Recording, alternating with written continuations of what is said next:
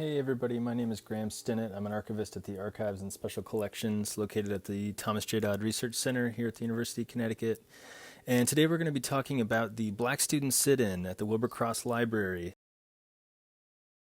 On the evening of April 22nd, 1974, a coalition of over 200 black students occupied the Wilbur Cross Library and refused to leave unless then-President Glenn Ferguson met their demands. The president did not show up, thus the State Patrol was called in and removed the students, and over 219 were shipped to the Mansfield Training School or Stafford Springs Police Department and arrested on trespassing charges. As you can see there, Wilbur Cross used to be the library before the Homer Babbage Library was built. And I want to talk a little bit about the direct action of students at that time, largely driven by demand for representation within the community, within the faculty, within the student population, and also a real rejection of some of the politics happening within the anthropology department at that time. There was a decision to have a separate wing of the anthropology department dedicated to biocultural anthropology, which based itself on human behavior actually stemming from cultural elements, which was deemed to be more of a 19th century way of thinking about evolution. Other universities still have departments dedicated to this, but it was one of the major demands of students at that time. They also demanded the establishment of a new African American Cultural Center, which at that time was not part of the university's infrastructure. They wanted more recruitment of minority students, black students, hiring faculty and staff, but then also one of my favorites at the end is that they demanded library resources to be representative of black and third world scholars. And I think this little video hopefully will demonstrate that at least one of those demands was met at the time.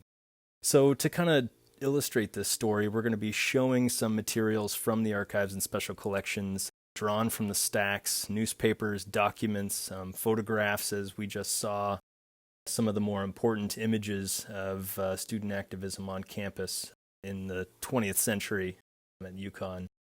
So one of the more important things to kind of note is the historical context of what's going on at this time. In the 1960s, we have a large anti-Vietnam War movement going on our campus.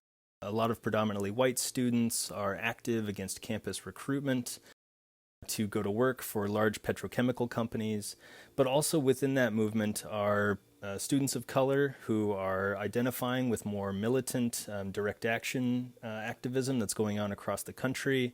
Several assassinations had occurred in the black community, which are represented in some of the collection that we have in the alternative press collection at the archives. Other major occupations of student buildings had occurred in addition to ours at major universities like Berkeley, Columbia, University of Wisconsin at Madison, University of Chicago. Brandeis here also had a very militant occupation at Ford Hall, which represented a little bit more of the sort of Black Panther element of wanting to kind of retain control of the community elements that had clearly been taken over by white supremacist policies in policing and incarceration. So trying to get around these issues of lack of access to health and education, employment, housing, and general representation of politics. That was a big part of wanting to see a community kind of get some of the resources that it needs is through political representation. So some of the material that we have that illustrates that are activist papers, student organizations and the newsletters they created. We're going to be looking at some materials from the Louise Simmons papers, which is here in the stacks as I'm pulling, to be able to kind of show that there are a lot of incidents that had occurred that didn't really reach the sort of high water mark of, say, the assassination of Fred Hampton or certainly Malcolm X. But other individuals in a similar vein as today, which has drawn out the Black Lives Matter movement stronger than ever, against policing and police brutality.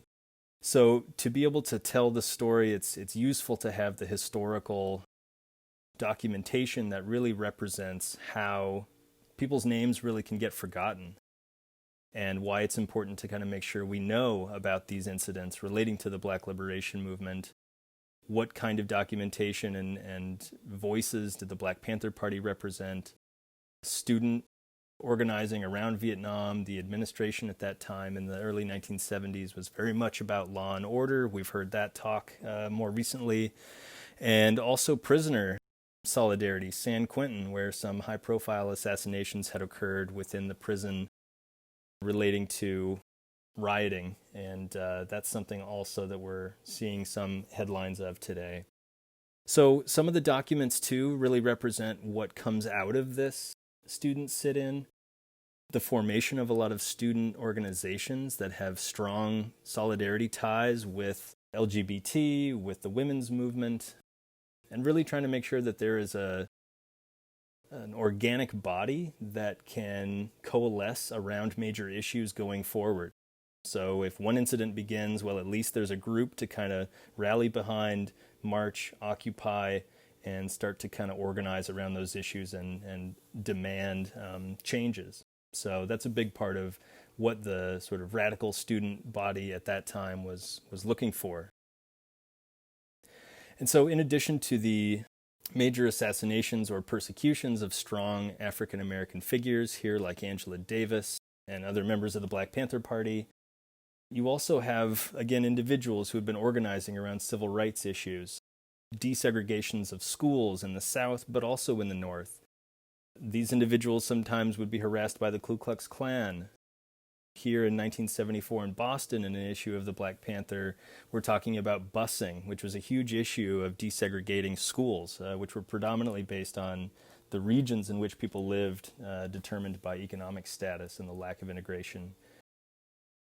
Here are some more photographs that I really want to highlight because they're strong images, and more than anything, they really represent that the photographer at the time was trying to capture people's faces. They wanted to create a list of who is it that is acting up on campus.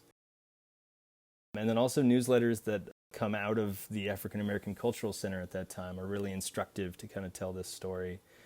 There was a solidarity strike on the following day, April 23rd, which was led by a large grassroots group of organizers who were sort of a coalition, more or less, is what they called themselves. And they had a newspaper where they really advocated where their groups overlapped, issues of corporate ownership of the bookstore on campus, access to tuition waivers, the role of white supremacist organizations in the state and how to go about protesting against them, to later issues in the late 70s and 80s, such as South African apartheid and the corporate structure of investing in companies like that. And here we have an article 40 years later about the rise of the Black Lives Matter movement, which was written by a student on campus when the Spirit Rock was defaced. In addition, this just kind of draws me to the concluding point that we have these historical materials from the 60s and into the early 1970s where students were very active on our campus around these major issues in a largely turbulent time. We're back at a place like that, and here you can sort of see some of the materials that we've continued to collect, which I hope illustrates that 11th point on the student demands to gather more materials around grassroots movements on campus, particularly those of minority students, voices that have been kind of lost in that mid-20th century. So just to kind of, again, lay out some of the materials that we have that relate to this issue, and you'll be able to find these materials in a subsequent video regarding how to access the archives and look through this historical material, but the stories are there. The stories are in the archives, and it just takes a bit of time combing through to kind of highlight some of those stories that maybe the current student body does not know about, or even the last 10 years of student bodies have not known about. But these issues are no different than those faced today, which I think highlights that the idea of progress is kind of a sustained organizing action. And students need to kind of see what has worked in the past and some things that haven't. And it might be helpful to illuminate that with some of the archival materials that we've got. This last image is of the student demonstrations against verbal racist attacks on campus, and Black Lives Matter.